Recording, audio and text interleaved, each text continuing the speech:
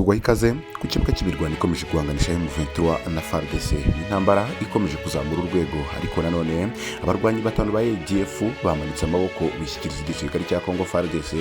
Ese ibi biracura iki? Nibyo dukomeje kwibazaho, dore ko Repubulika ya Demokarasi ya Congo yamaze guhaha imbunda ndetse n'indege za drone zigezweho z'intambara ziza kunganira Sukhoi 25.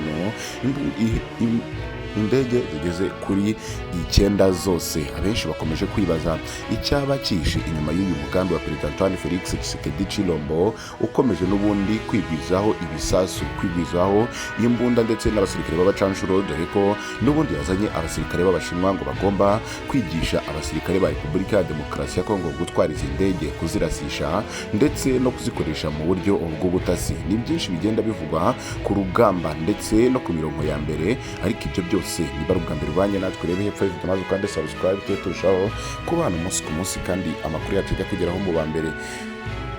Ibyihebe bitanu by'umutwe w'iterabwoba wa ADF byamanitse amaboko gishyikiriza igisirikare cya Repubulika ya Demokarasi ya Congo FARDC nyuma yo birukansa imisozi myinshi. Aba barwanyi batanu ba ADF bishyize mu maboko ya FARDC muri Sigiteri ya Rwenzori muri komini ya Beni, amajyaruguru ya Kivu, nyuma y'igikorwa cya FARDC cyakozwe kuri iki cyumweru cya 19 Gashyantare kuri ruzi rwa Sef, aho hari ibirindiro bya ADF. Ubwo yagarukaga kuri iki gikorwa, umuvugizi wa operasiyo Sokora ya mbere Grand Nord Capitaine Anthony Molushayi yagize ati ingabo za Repubulika ya Demokarasi ya Congo zakurikiranye abaterabwoba ba ADF MTM mu nkengero z'umugezi wa Sef, aho twabonye batanu muri abo bajihadiste bamaze kwitanga bakishyikiriza igisirikare cya Repubulika ya Demokarasi ya Congo. Yakomeje agira ati kandi muri ADF yitanze harimo Sheikh witwa Ramazan Idris Mpanda, akaba imamu w'umusigiti w'umujyi wa Kalemi. Rero birerekana rwose ko abaterabwoba ba ADF MTM barimo kwinjiza mu gisirikare aho kuba mu nshingano uzacuguza. Uretse uyu Sheikh Ramazan Idris Mpanda, muri aba bashyikirije FARDC harimo n'abagore 3 n'umwangavu umwe. Captain Anthony Murushayi yakomeje agira ati rero tubikesha ibikorwa twakoze ku butaka ko abo bajihadiste bitwaje intwaro bahisemo kujya gusa mu ngabo za Repubulika ya Demokarasi ya Congo. Kugeza ubu nk'uko Captain Murushayi abitangaza ngo inyeshyamba zishyize mu maboko zirimo guhatwa ibibazo n'inzego z'ubutasi.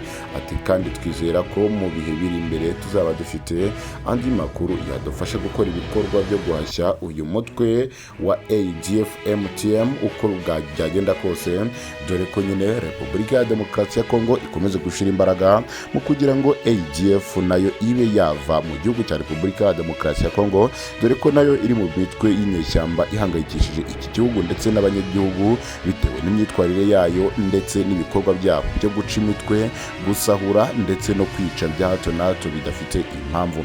M23 ni ikomeje gushyirwa mu majwi, abenshi bakomeje kwibaza impamvu ariyo Repubulika ya Demokarasi ya Congo ihanze amaso, ariyo imbaraga zose zishingiyeho, bavuga impamvu zose zishoboka ndetse n'icyaba cyarateye gutera Perezida Tshisekedi icyangiro kidasanzwe kuri M23 kurusha indi mitwe yose yitwaje intwaro ibarizwa muri Repubulika Iharanira Demokarasi ya Congo. Turagukunda cyane rero, ibarugambira banye natwe, rebe hepfo y'ibyo maze kandi subscribe turushaho kubana umunsi ku munsi kandi amakuru yacu ajya kugeraho mu ba mbere. Amakuru yacu nakagaruka. Ciao ciao.